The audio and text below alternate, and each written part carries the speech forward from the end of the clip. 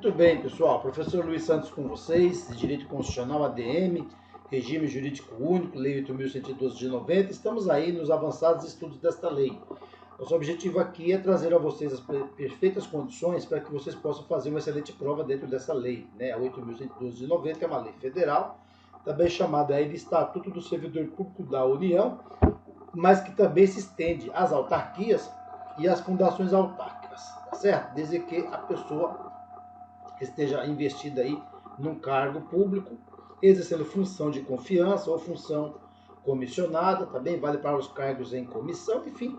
O que nós excluímos aqui na legislação 8.112 de 90 é basicamente o trabalhador que está com carteira assinada, exercendo emprego, né, de regra nas empresas públicas ou sociedades de economia mista, mas também vale para as chamadas autarquias se estiverem em regime especial. Nos avançados estudos, nós já olhamos aí, por exemplo, pessoal, que o servidor público ele precisa de cumprir algumas exigências para poder ter a investidura, né? Tomar a posse.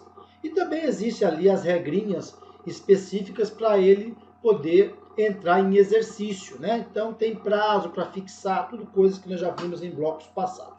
É importante lembrar que o servidor está sujeito também ao estágio probatório, né, que embora a legislação fale em 24 meses, já é sedício, já é sabido que o Supremo Tribunal Federal fixou isso em 36 meses ou 3 anos.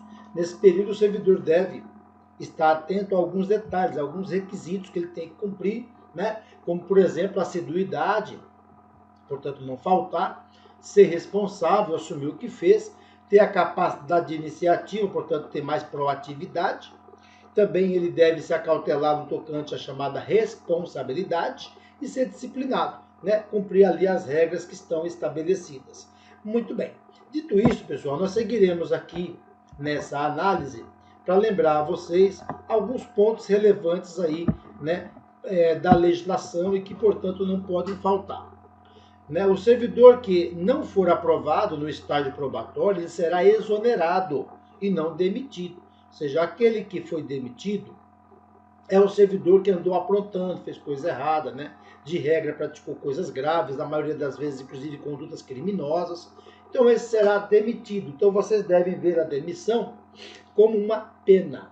Já a exoneração, não. Então, quando se fala aqui que o servidor público que bombar, né, que for reprovado no estágio probatório, ele será meramente exonerado, se quer dizer, na verdade, pessoal, que ele não vai sair manchado, que ele não vai ser punido, né? Então, não conseguiu lograr êxito no estágio probatório, que é muito raro, né, reprovar na experiência, mas se acontecer, ele será exonerado. Agora, se ele for estável, ele volta para o cargo anteriormente ocupado, certo? Então, o servidor, como já dito aí em outro momento, ele é, por exemplo, um analista da Receita Federal, mas ele passou no concurso para auditor da Receita Federal. O que ele faz se ele já tiver 3 anos lá na condição de analista, já é estável, portanto? Ele pede uma licença sem remuneração para tratar de assuntos particulares, se sujeita ao estágio probatório no cargo que ele passou agora, que é o de auditor. Foi aprovado, ele vai lá depois e pede exoneração definitiva do cargo de analista. Foi reprovado no estágio probatório, então ele pode voltar a ser analista de novo, porque o cargo dele está ali assegurado, desde que ele tenha pedido apenas uma licença. Ele não pediu exoneração, não deu essa bobeira. Pedir exoneração, aí acabou. Não tem mais o cargo, já era, não tem mais condições. Muito bem. O servidor em estágio probatório poderá exercer quaisquer cargos de provimento em comissão, pessoal. Função de direção, chefia, assessoramento, como nós chamamos aí, né? No órgão ou entidade de lotação, quer dizer, lotação entenda, onde ele trabalha. E somente pode ser cedido para outro órgão ou entidade para ocupar cargo de natureza especial, cargo de provimento em comissão, direção, assessoramento superior, que nós vamos chamar aqui de DAS. O que, professor, significa essa sigla? DAS, direção, D, assessoramento, A, superior, S, DAS. Então, o servidor público que estiver no estágio probatório, não há nenhum problema dele assumir esses cargos em comissão, onde ele será diretor, assessor, tá certo, pessoal? Trabalhar aí na área superior, portanto, nesses níveis que estão colocados aí no slide. O servidor que estiver em estágio probatório pode ser concedido licenças e afastamentos a eles também. Agora, está lá no artigo 81, nós vamos depois olhar, portanto, que é do inciso 1 a 4. Então, quer dizer, servidor que estiver ainda no estágio probatório, ele não terá todas as licenças. Ele não terá todas as licenças. Então, o que acontece, pessoal? Nós temos algumas licenças que ele não poderá receber. Por exemplo, uma licença para mandato classista, que é para servir ao sindicato. Então, se ele estiver no estágio probatório, ele não receberá a licença do mandato classista. Beleza? Existe uma outra licença que não vai ser dada a ele, que é a licença para capacitação. Essa licença para capacitação exige 5 anos no serviço público. Ora, se ele está no estágio probatório, ele nem completou 3 ainda. Então, ele também não tem direito à licença para capacitação. E existe uma derradeira também, que é para tratar de assuntos particulares. Para tratar de assuntos particulares. Aquela que ele tira, por exemplo, para submeter-se a estágio probatório relativo a outro cargo, quando ele passa em outro concurso. Tá certo? Lembra? Se não der certo lá nesse outro que ele passou, ele pode voltar, né? Ser reconduzido ali para o cargo que ele tinha anteriormente, mas é importante que ele já tenha os 3 anos na casa, porque senão também não será dada essa licença aqui. Aqui fica fácil entender. É só você lembrar do funkeiro conhecido aí, já falecido, que Deus o tenha, Mr. Catra, tá bom? MC Catra, você vai lembrar do MC Catra para te ajudar na prova lá, mandato classista, licença para capacitação e também para tratar de assuntos particulares. Essas licenças, tudo bem? Essas licenças, o servidor que estiver cumprindo estágio probatório não terá direito a essas licenças. Tudo bem, pessoal? Não terá direito a essas licenças. Então, vou colocar aqui um nãozinho para você lembrar que não pode ir no show do Mr. Catra aquelas pessoas que estão ainda começando a vida e tal, né? É isso aí. Bem que não dá nem para ir mais no show do Catra, porque o Catra faleceu também, teve uma doença grave aí, há um tempo atrás, acabou morrendo. Mas eu continuo usando aqui para ajudar os meus alunos a fixar as regras da licença que não serão concedidas durante o estágio probatório. Perfeito, vamos em frente. O estágio probatório ficará suspenso durante as licenças e os afastamentos previstos na lei, bem assim nas hipóteses de participação em curso de formação, e será retomada a partir do término do impedimento. Ou seja, se a prova perguntar a vocês se é possível suspender o estágio probatório, ele não fica correndo por um período, a resposta é certa, né? Uma questão mais genérica. A questão mais específica que quer saber quais são as hipóteses de suspender o estágio probatório, pessoal, aí só lendo mesmo o artigo 83, 84, esses que estão aqui. Acho difícil cair na prova, mas uma leitura sempre é bom. O servidor habilitado em concurso público e empossado em cargo de provimento efetivo adquire a estabilidade no serviço público ao completar 3 anos efetivo exercício. Então aqui onde está 2, que é evidentemente a redação dada em 1990, ela perdeu força em 1998 com a emenda constitucional 19 de 98. Portanto, a mesma regrinha que nós já tínhamos falado sobre o estágio probatório, nós vamos também aqui colocar sobre a estabilidade, em que você tem imaginar o seguinte: esse artigo 21, consoante ao tempo para alcançar a estabilidade, foi revogado pelo artigo 41 da Constituição Federal, que eu recomendo você dar uma lidinha aí. Já a parte do estágio probatório, que nós olhamos, né, no bloco passado e fizemos algumas alusões nesse mesmo bloco, não é que houve uma mudança na Constituição, porque a Constituição sequer trata do estágio probatório, tá? Mas o que houve mesmo foi o entendimento do Supremo Tribunal Federal, em 2008, 2009, portanto já faz muitos anos, determinando que o servidor deve cumprir o estágio probatório em 3 anos ou 36 meses.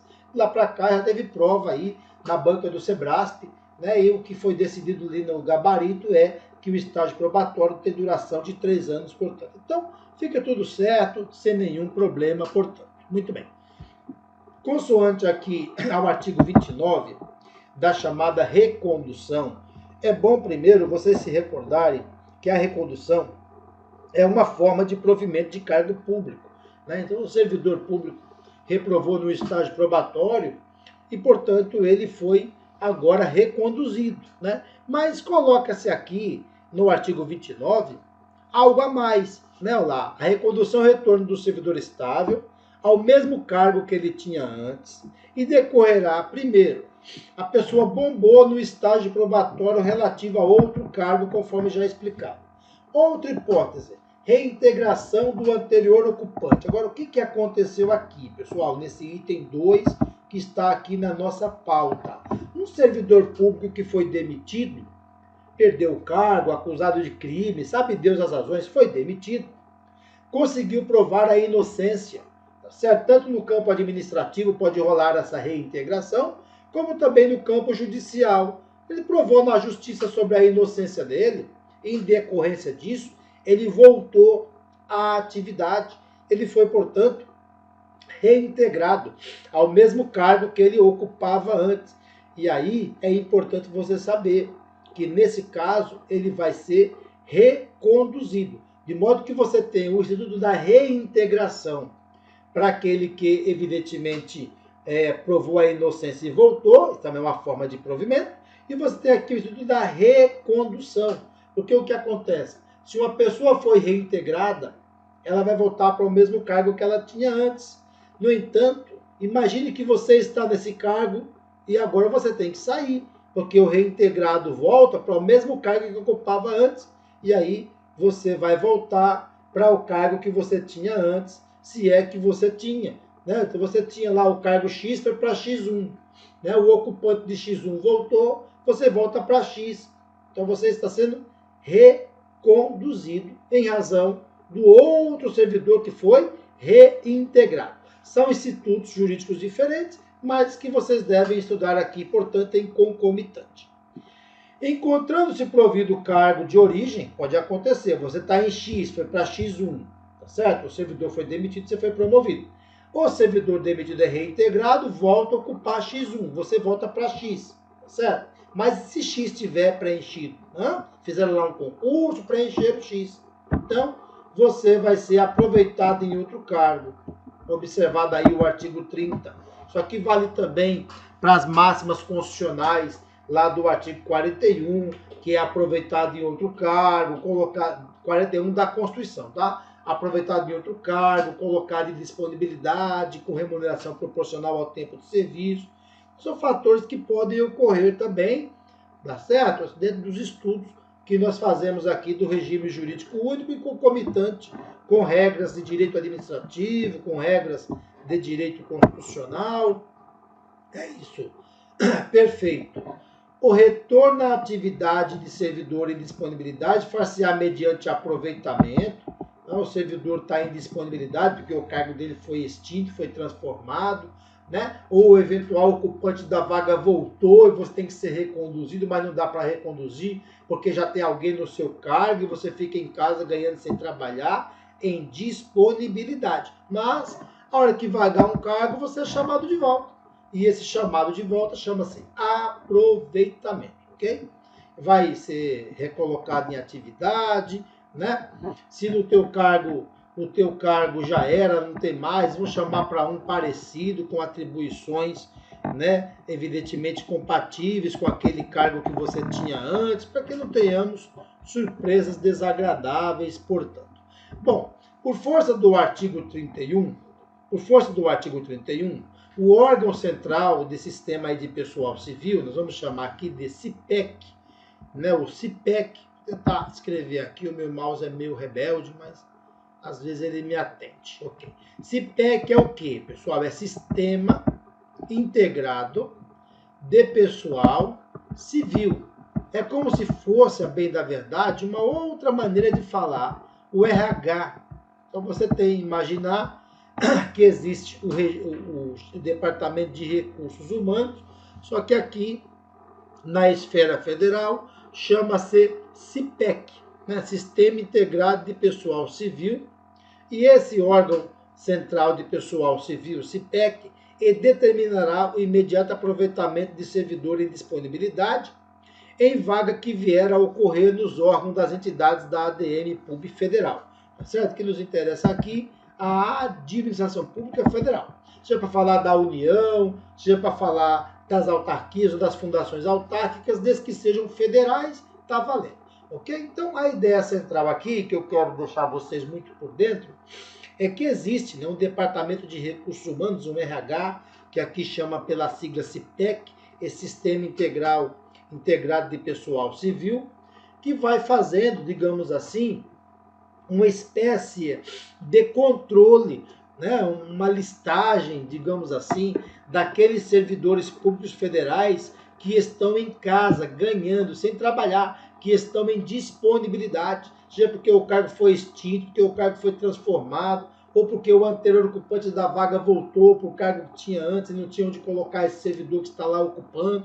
Então, é possível ocorrer esses fenômenos aí, lembrando sempre que o RH ele vai, tá certo, chamar de volta esse servidor para ele trabalhar quando aparecer um cargo evidentemente compatível, né? Tá aqui no parágrafo único, nas hipóteses do 3º do 37, o servidor posto em disponibilidade poderá ser mantido sob responsabilidade do órgão central do sistema de pessoal civil da ADM Federal, que é esse tal de CIPEC, né, que já tinha escrito aqui em cima, esse Sistema Integrado de Pessoal Civil, até o adequado aproveitamento em outro órgão ou mesmo em outra entidade. Então, até que aconteça isso, o servidor está em casa, ganhando sem trabalhar, que é o que nós chamamos de disponibilidade, mas não é dizer que é uma oba-oba, que ninguém está de olho nele, ninguém está sabendo o que está acontecendo, ele está livre, leve e solto.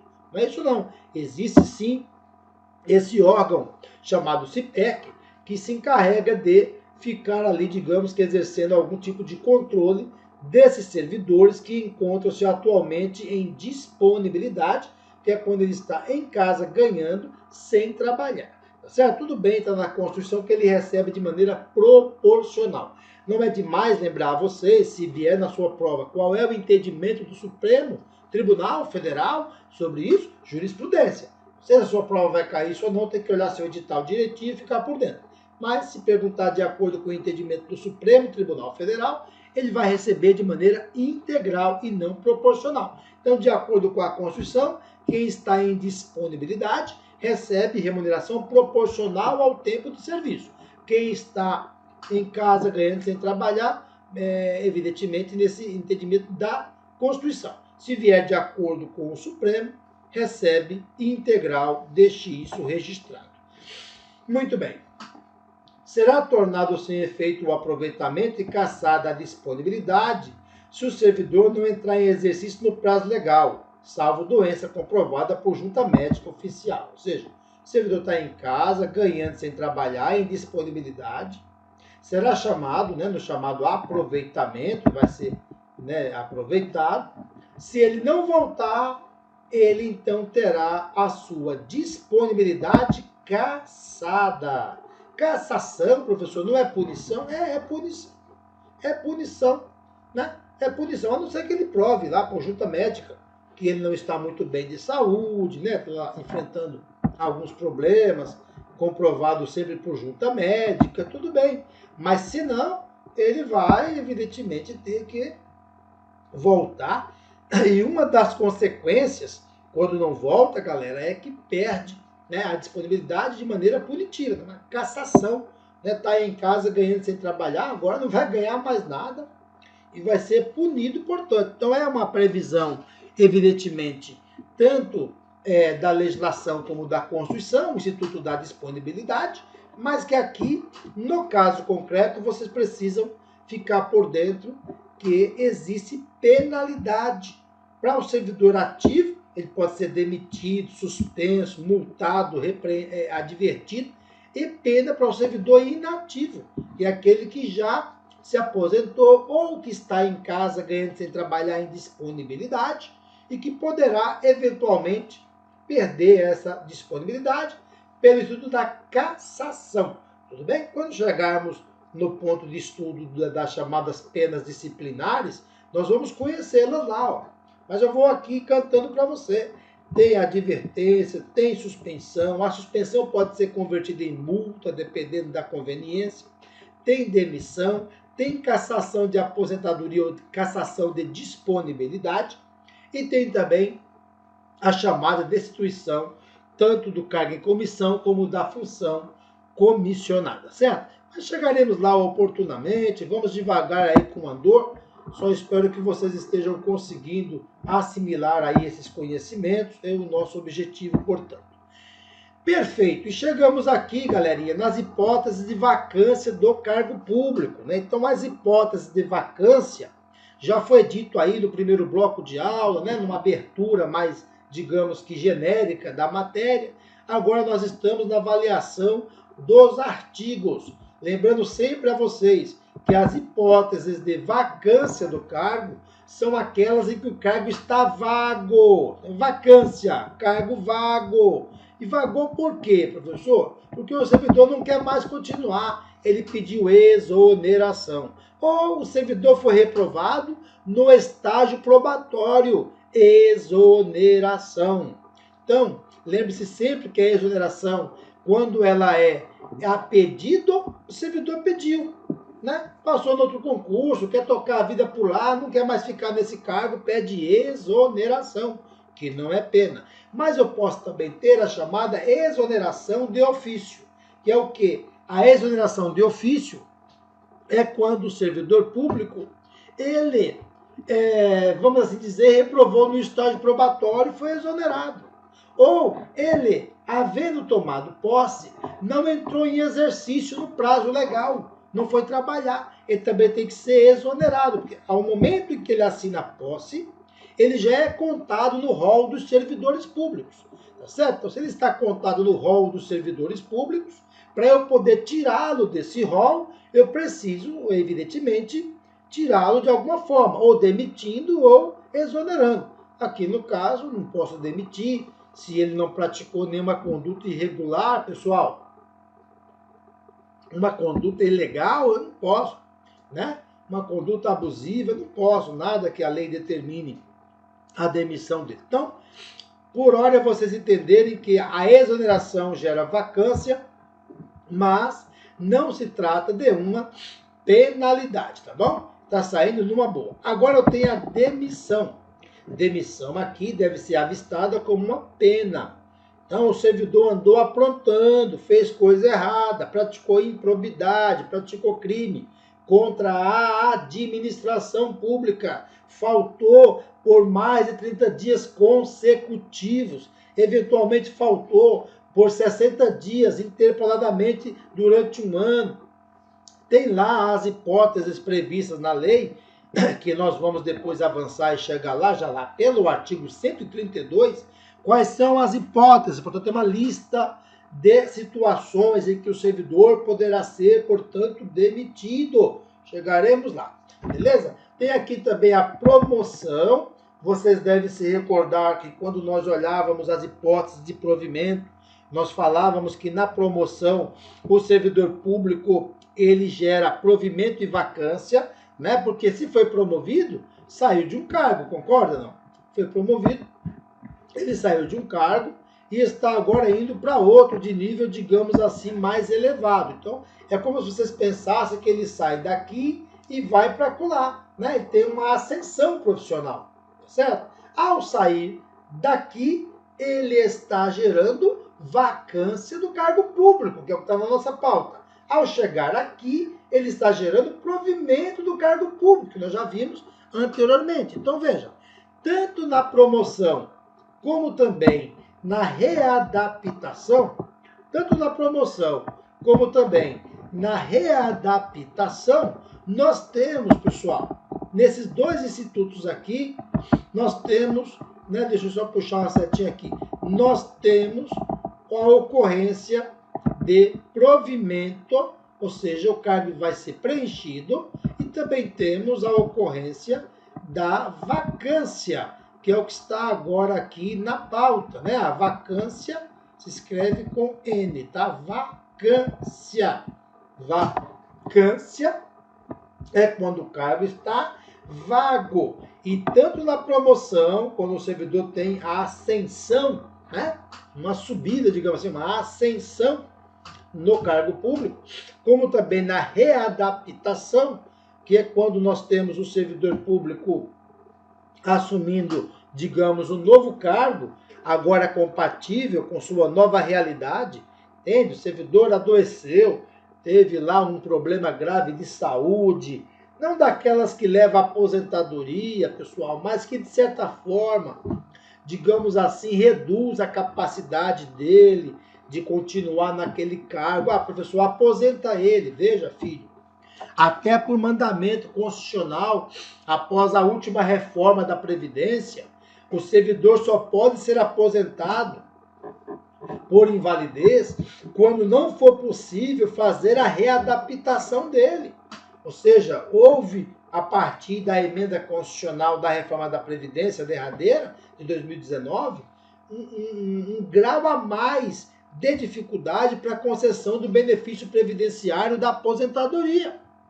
Então, antes há que se tentar readaptar. Não sendo possível readaptar, tá certo? Às vezes não é possível, é um derrame que o servidor teve com graves comprometimentos motores, tá certo? Ou, evidentemente, é uma doença grave, contagiosa ou incurável. Então, há meios de readaptar, aposenta ele, certo? Mas primeiro tenta-se readaptar, colocar em novo cargo, agora compatível com sua nova realidade, né? Em decorrência da doença ou em decorrência do acidente. Por hora, isso aqui eu estou indicando para a prova, tá? Tanto aqui a promoção, como também a readaptação, eu estou indicando para a prova, para dizer assim, olha, muita chance de cair esses dois aqui, porque eles conseguem gerar ao mesmo tempo e com o mesmo nome, provimento e vacância. Fique de olho. Chegamos agora a falar da aposentadoria. Aposentadoria é um instituto jurídico, também previsto, claro, no direito previdenciário, mas que está aqui para nós no regime jurídico único dos servidores federais. Por quê? Porque é claro, né, pessoal, o servidor se aposenta. E, não obstante as regras constitucionais, nós precisamos também de regras legais para tratar do tema aposentadoria. Do ponto de vista conceitual, o que seria mesmo a aposentadoria? A concessão do benefício previdenciário àquela que houver cumprido todas as exigências legais para a concessão do benefício de aposentadoria. Lembrando vocês que nós temos essas regras, inclusive para a aposentadoria compulsória, tá certo? A compulsória é aquela que o servidor vai ter que se aposentar, queira ele ou não queira. Ou seja, a ideia da aposentadoria, que pode ser tanto a aposentadoria, né, espontânea, pediu evidentemente para se aposentar, porque já cumpriu as exigências legais, ou também pode ser essa compulsória, queira ou não queira, completou 75 anos de idade, vai ter que parar. Lei 152 de 2015, certo? É uma lei que complementa também essa que a gente está cuidando aqui. Quem for de carreiras especiais, por exemplo, policiais, vão se aposentar na compulsória aos 70 anos. Por isso, quando vocês chegarem no estudo do direito constitucional, vocês verão que lá tem a aposentadoria compulsória aos 70 ou aos 75 anos de idade, por conta de nós termos aposentadorias para servidores especiais, por exemplo, policiais, que vão se aposentar compulsoriamente aos 70, e, evidentemente, quem não estiver aí na lista dos especiais, vão se aposentar compulsoriamente aos 75 anos de idade. Perfeito, professor, mas quando eu estiver lendo lá, se aparecer 70 na lei, pois é, nós vamos chegar também nessa parte de estudo, mas já vou te alertando, tá, pessoal? Sempre que a Constituição Federal mudar uma regra essa que já constava anteriormente na lei, nós vamos fazer valer a regra constitucional. É como vocês imaginassem que a Constituição é a norma superior, é a norma suprema. O que a Constituição disser, as leis terão que se curvar. certo? Sejam aquelas que foram produzidas posteriormente, né, à Constituição ou suas emendas, já aquelas que são anteriores à Constituição e suas emendas, meramente quando se está estudando, se faz as devidas adequações. Perfeito.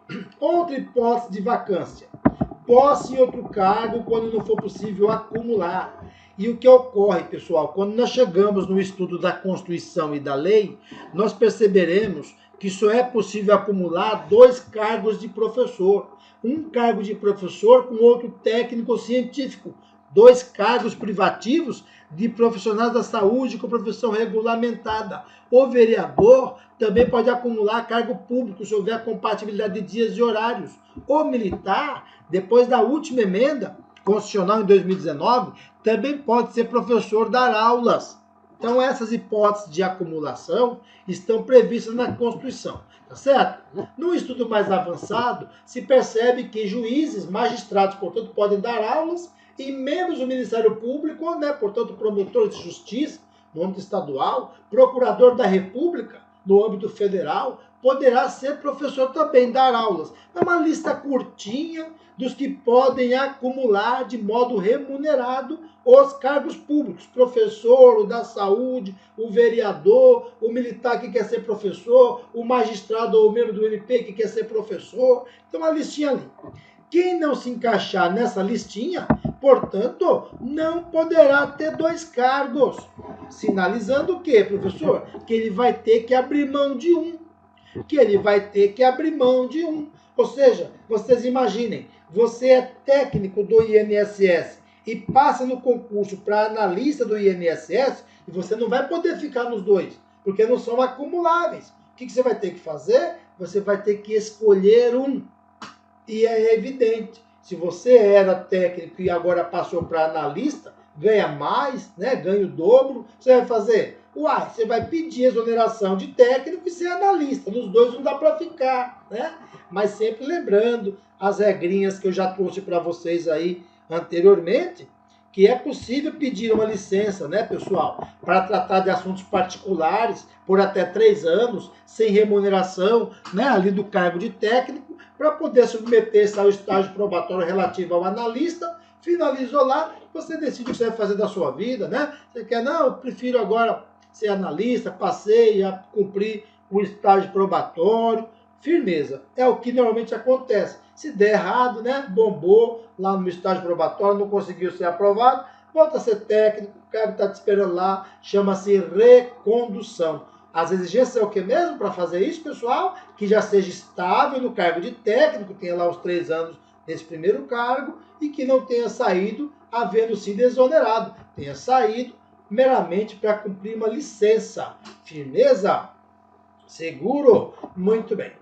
E por fim, nós temos aqui o falecimento. Então, o falecimento é uma das causas da vacância do cargo público, né? O servidor morreu, dia seguinte é publicado no Diário Oficial que o cargo entrou em vacância. Professor, quando o cargo está em vacância, ele está hábil para ser preenchido, para ter provimento? Claro que sim. Mas é importante que vocês compreendam que quando nós estamos aqui falando das hipóteses de vacância, nós estamos dizendo, pessoal, que o cargo por hora vagou, porque o servidor público pediu para sair, exoneração. Ou ele, eventualmente, reprovou no estágio probatório, exoneração. Ou ele, havendo tomado posse, não entrou em exercício no prazo legal, exoneração. Ou ele foi demitido, se ele foi demitido, ele andou praticando crime. Ou às vezes nem é crime, mas é uma conduta grave, excesso de falta, tem lá as hipóteses. Então ele foi demitido, isso é manchado, porque a demissão é pena. Ou ele foi promovido, saiu de um cargo de menor estatura, né, ascendendo a um cargo de maior estatura, gerando vacância e provimento ao mesmo tempo, né, porque a promoção consegue isso. Sai daqui pela promoção, chega no outro pela promoção. Readaptação, o servidor agora vai ser colocado em novo cargo compatível com sua nova realidade, por doenças ou acidentes. Evidentemente que, quando não for possível readaptar, vai aposentar, mas é importante fazer a tentativa aí da readaptação. gerando provimento e vacância ao mesmo tempo e com o mesmo nome. Servidor cumpriu as exigências previstas na legislação, tem direito à aposentadoria, então esse está aposentado, o cargo vagou. Posse em outro cargo inacumulável, né? Nós falamos aqui quais são as hipóteses dos cargos acumuláveis previstos na Constituição e na lei. Falamos da saúde, falamos dos professores, falamos do vereador, falamos do militar, que pode ser professor também agora, falamos do magistrado, do membro do MP, que pode também acumular com o magistério, e por fim, o falecimento, o servidor faleceu, o cargo vagou automaticamente. Seguro? Bora agora fazer questões, ficar aí por dentro de como vem na prova. As questões, portanto, são importantes para evoluir no concurso, treinando, portanto, aí, beleza. Nos termos da Lei 8.112/90, especialmente no que tange a nomeação e a posse, julgue os itens a seguir. Então, nós temos que pensar aqui que a questão veio sobre a Lei 8.112/90, que é o nosso objetivo aqui, e o assunto é nomeação e o assunto é posse. Ou seja, o que o examinador está já deixando claro para o candidato no concurso, que a pergunta que vem a seguir vai cuidar de dois institutos jurídicos previstos na Lei 8.112, qual seja a nomeação, para quem está chegando agora, e a posse, que é aquele documento que deve ser assinado. Lembra, pessoal? Que a posse é a assinatura do termo, onde constam as responsabilidades, as atribuições relativas ali ao cargo ocupado. Beleza. Vamos à questão. A nomeação só poderá ocorrer para cargos efetivos. Lembrando você, se não assistiu blocos anteriores da minha aula, que eu sempre peço aos meus alunos para dar um break, né, para dar um freio aí no vídeo, quando vamos fazer questões, tentar responder a questão sozinho, depois daí, né, um play para funcionar de novo e ver qual é a resposta que eu dei e, é claro, os comentários que eu faço a respeito dessas questões. Então, vamos lá. A nomeação só poderá ocorrer para cargos efetivos. Resposta errada. Há um equívoco de quem estuda esse regime jurídico dos servidores, portanto, esse estatuto, de achar que esse estatuto ele cuida somente dos cargos efetivos. É um erro. Ele cuida também dos cargos em comissão, das funções de confiança e das funções comissionadas. O que está fora desse regime jurídico único do servidor é apenas o emprego público. Então, marcamos errado a essa questão e a justificativa, lógico, de estar errada, é colhida a partir da Lei 8.112/90, no artigo 9º, onde está colocado que a nomeação far-se-á em caráter efetivo quando tratar-se de cargo isolado de provimento efetivo ou cargo de carreira de provimento efetivo, ou seja, eu falo em cargo de provimento efetivo quando ele ocorrer em nomeação de caráter efetivo, certo, gente? Que é o que vocês buscam aqui estudando. Mas isso aqui é o item 1. Olhem que também tem o item 2. A nomeação far-se-á em comissão. É aquela galera que está entrando sem concurso, inclusive na condição de interino. Lembre-se que interino quer dizer o quê, gente? Trabalhar de maneira provisória para cargos de confiança vago. Esses cargos de confiança é uma nomenclatura mais, digamos que popular, né? Menos técnica, mas que é dado para o chamado cargo em comissão. Então, percebe-se aqui que o examinador, quando o legislador fez a lei, para não praticar o pleonasmo, a redundância, né? Nomeação far-se-á em comissão, inclusive na condição de interino, para cargos em comissão vaga, para não ficar muito redundante, muito pleonástico, ele acabou mudando aqui o finalzinho, dizendo, olha, nomeação em comissão é quando o cargo for de confiança, porque é um empecilho, né? Digamos, uma tentativa de impedir que se pratique o vício de linguagem, né? Porque, na verdade, esses cargos de confiança são cargos em comissão, entendeu? É assim que a Constituição chama, mas tudo certo, a pergunta aqui não tá, a resposta não está errada por conta disso, só estou te dando um alerta aí para você ficar mais por dentro. Beleza. Vamos ver mais uma questão juntos aqui. A posse ocorre com a publicação nominal na imprensa oficial daquele que em 30 dias deverá entrar em exercício. A posse ocorre com a publicação nominal na imprensa oficial daquele que em 30 dias deverá entrar em exercício. Cuidado, pessoal, com essas ratoeiras aqui, com esses pega-ratão. A pessoa falar aqui, ó, 30 dias, então, beleza, é realmente esse o prazo previsto lá no artigo 13 da Lei 8.112 de 90 para que ocorra a posse e vai errar na prova. Tá errado aqui, pessoal. Mas por que tá errado, gente? Porque a posse ocorre com a assinatura, tá certo, pessoal? Não é com a publicação nominal na imprensa oficial. Com essa publicação nominal na imprensa oficial, nós teremos, pessoal, a nomeação, certo? Não, nomeou, agora após 30 dias você vai pensar na posse realmente. Então, a publicação nominal é a nomeação do servidor. Até aqui, ó, pela nomenclatura nominal de nomeação. Então, é a nomeação, né, que ocorre aí, portanto. A posse, ela não ocorre com a publicação.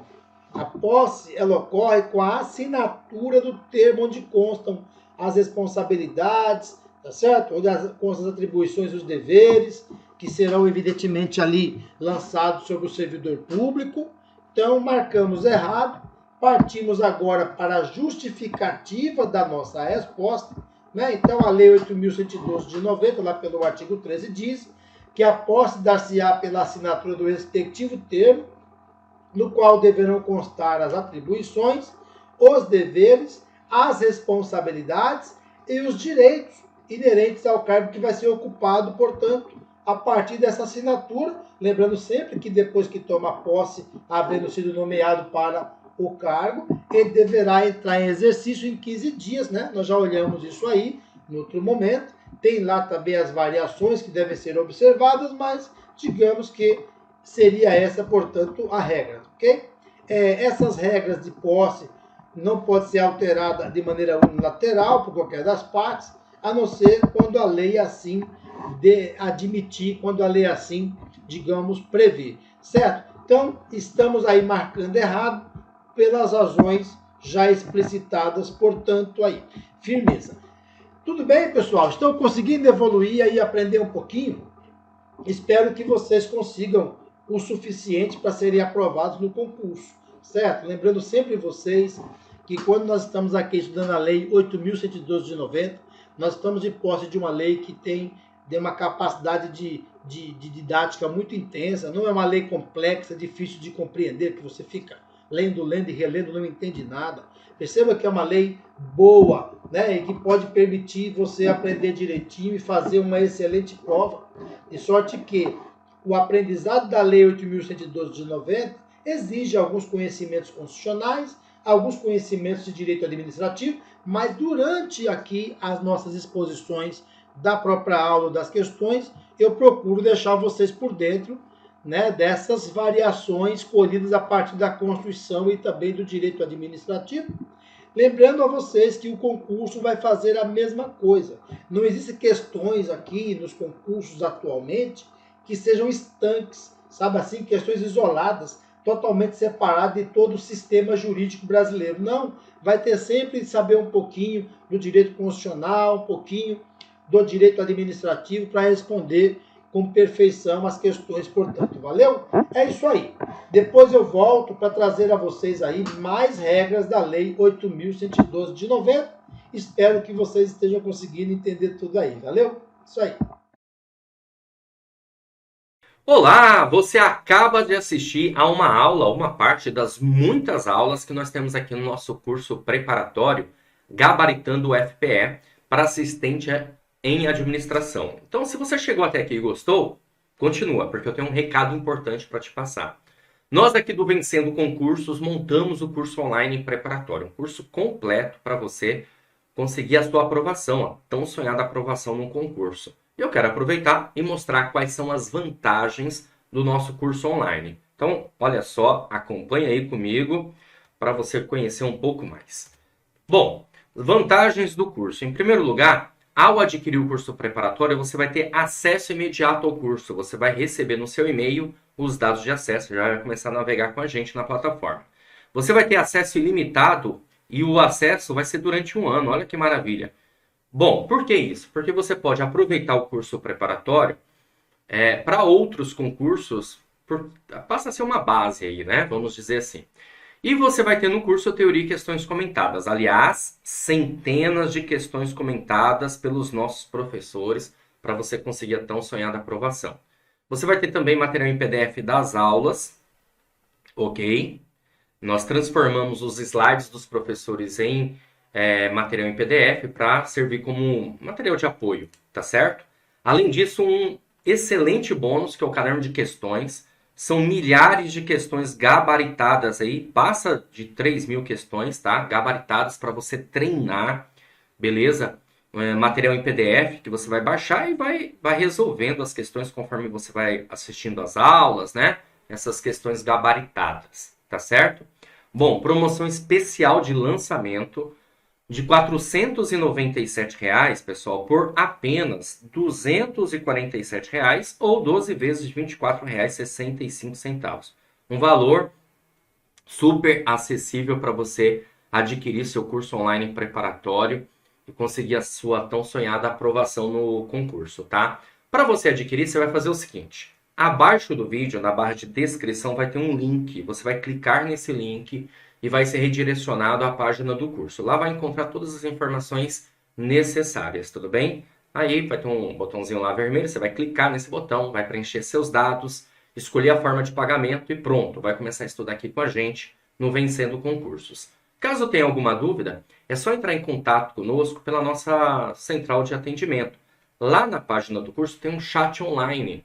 Manda sua dúvida lá que um dos nossos consultores vai te atender e sanar sua dúvida na hora, tá? Ou você também pode chamar na central de atendimento WhatsApp, tá aí o número 11 97465 6052, certo? Chamando lá na nossa central de atendimento WhatsApp, vamos passar todas as informações necessárias, sanar suas dúvidas e você inicia a sua preparação aqui com a gente. Bom, é isso. Vou ficando por aqui. Espero ter contribuído aí com essa aula, mas eu espero de coração mesmo que você venha fazer parte aqui do Vencendo Concursos como aluno nosso e assim você vai ter tudo que você precisa para estudar para esse concurso, tudo muito bem organizado, as aulas aí separadas, né, por matérias, ok? E focado no concurso para a sua aprovação. Então, um grande abraço, a gente se vê dentro da plataforma. Ó, já clica no link, já faz a matrícula e inicia seus estudos. Valeu, grande abraço e até mais.